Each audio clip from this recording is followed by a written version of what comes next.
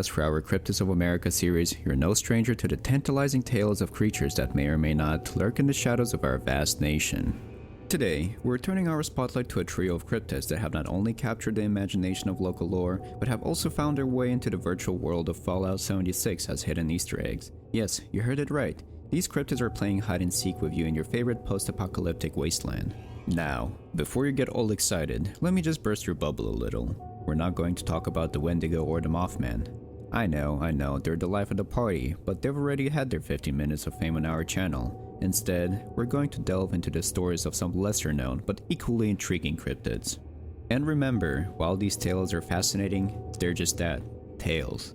It's always important to keep our feet on the ground of skepticism, even as our minds wander the skies of curiosity. So, buckle up as we embark on a journey to uncover the mysteries of the Grafton Monster, Sheepsquatch, and Snallygaster. Our first stop on this cryptid tour takes us to the charming town of Grafton, West Virginia. Nestled in the heart of Appalachia, this town is known for more than its picturesque landscapes and rich history. It's also the birthplace of a cryptid legend that has been whispered about since the 1960s, the Grafton Monster. Now, the Grafton Monster isn't your typical Bigfoot or Loch Ness monster. No, this creature is unique in its own right. According to local lore, the Grafton Monster is a hulking, headless beast that stands about 7 to 9 feet tall. Its body is said to be slick and seal-like, devoid of any hair, and as white as the moon on a clear night. And if that's not enough to give you the creeps, it's also said to emit a whistling sound that echoes through the quiet Appalachian nights. The first reported sighting of this headless horde dates back to June 16, 1964, when a local reporter named Robert Cockrell claimed to have encountered the beast near Riverside Drive.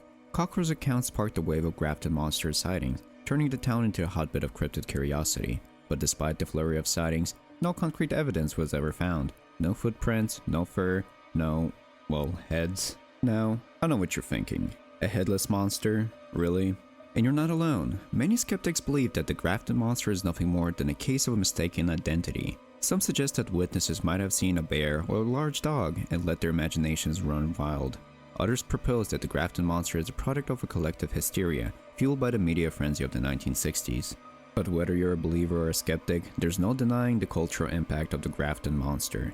This headless cryptid has found its way into books, documentaries, and even video games. It's become a symbol of Grafton, a nod to the town's rich folklore and a testament to the enduring allure of the unknown. From the headless horror of Grafton, we venture deeper into Appalachian wilderness to uncover another cryptid legend. This one is a creature of many names, the White Thing, the Sheep Monster, but most famously known as the Sheepsquatch. Now, don't let the name fool you. The Sheepsquatch isn't some adorable fluffy sheep wandering the West Virginia hills. No, it's described as a monstrous creature, standing 7 to 8 feet tall, covered in shaggy white fur, with the face of a sheep and the horns of a ram. It's said to have paw-like hands, similar to a raccoon or an opossum, and a long, hairless tail. And is that not eerie enough? It's also known for its sulfuric stench. Your taint's smelly. The first reported sighting of the Sheepsquatch dates back to 1994. A former sailor claimed to have seen the creature drinking from a creek before it disappeared into the brush. Since then, there have been numerous sightings, each adding to the growing legend of the Sheepsquatch. One of the most chilling accounts came from the couple in 1995, who described a terrifying encounter with the creature on a deserted road.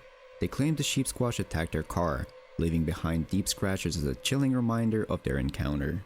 But as with any cryptid, the Sheepsquatch isn't without its skeptics. Some suggest that the sightings are nothing more than misidentification of known animals, or perhaps even hoaxes.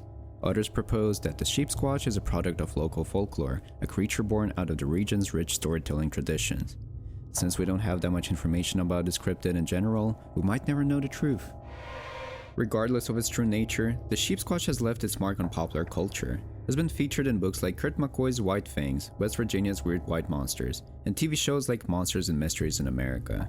The Sheepsquatch serves as a reminder of the mysteries that lurk in Appalachian wilderness and the tales we weave to make sense of the unknown. Well, if it isn't the Snallygaster, the cryptid that's been causing a ruckus since German immigrants settled in Frederick County, Central Maryland in the 1730s. Now, don't get too excited folks. This isn't some dragon from a fantasy novel, it's just another misunderstood creature with a name that sounds like a sneeze. The term Snallygaster is actually a mispronunciation of the German word Schnellygeister, which means quick spirit. I guess when you're scared out of your wits, pronunciation is your top priority. The Snallygaster is described as a dragon-like reptile with huge wings, a large beak, and sharp claws that could give Edward Scissorhands a run for his money. It's said to have a sulfuric smell that would put rotten eggs to shame, and a roar that could outdo a train whistle. Now, that's a creature that knows how to make an entrance. Oh yeah! Sightings of this beast were rampant on the late 1920s and early 1930s, causing quite a sensation in Frederick County. It was reported to swoop down from the skies, snatching up children and livestock. Talk about a diet plan. Now, let's get to the juicy part, the debunking. The Snallygaster story was kicked off by a front-page banner story of the Middletown Valley Register in February 1909. But hold your horses, because this was a sensational story, hot off the press, but it was a fake story. The publisher and editor of the Middletown Valley Register, George Roderick, and a journalist named Ralph Wolf provide the Snallygaster story to boost the circulation of their newspaper. Talk about a marketing strategy. But wait, there is more. The Baltimore Sun reported Snallygaster's death on November 1932. Apparently, the creature drowned in a vat of whiskey mash on a Baltimore County farm. The report stated that federal prohibition officer inadvertently blew up the still before the carcass could be examined. Now, isn't that convenient? Prohibition ended just a short time later. In the resulting celebration, the Snallygaster incident seemed but a foggy, post-hangover delirium. In pop culture, the Snallygaster has made its mark. It's featured in the Harry Potter series as a magical beast. Now, that's a step up from being a local cryptid, don't you think?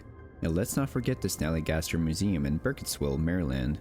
They even have an Instagram account where they share their passion for this mythical creature. It's nice to see that even in the age of technology, some people still hold on to their roots, even if those roots involve a blood-sucking, whiskey-loving dragon. So, there you have it, folks. The Snallygaster, a creature of myth, a tool for newspaper circulation, and a pop culture icon. Just remember, next time you're out after dark, stay away from chicken coops and whiskey stills. You never know when the Snallygaster might be out there for a midnight snack. Well, folks, we've had quite a journey, haven't we? We've traversed the rugged terrains of West Virginia and Maryland, delving into the tales of the Grafton Monster, Sheepsquatch, and Snallygaster. These cryptids with their unique features and chilling tales have certainly given us a lot to think about. But remember, it's not about whether these creatures exist or not. It's about the stories we tell, the mysteries we ponder, and the thrill of the unknown that keeps us coming back for more. And with that, we've reached the end of our cryptid journey. For now. Don't forget to share your thoughts in the comments, suggest topics for future videos, and hit that subscribe button for more intriguing content from the Den of Unknown. Remember, the world is full of mysteries and it's up to us to uncover them. Or just make sarcastic comments about them on the internet. Either way, it's all in good fun. See y'all next time, friends.